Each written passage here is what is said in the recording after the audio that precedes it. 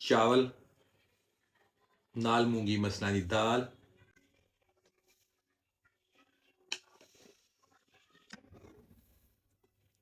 ਅਚਾਰ,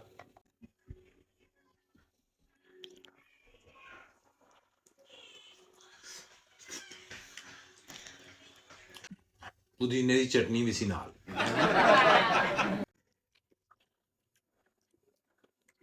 ਖੀਰਾ,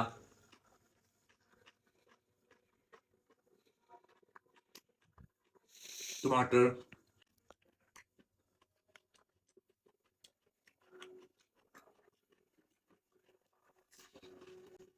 ਪਿਆਜ਼,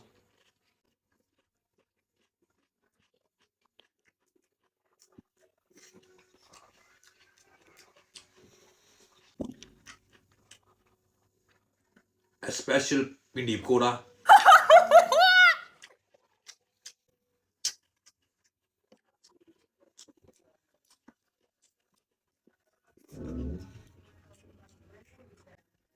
ਤੇ ਅੱਲਾ ਹਾਫਿਜ਼।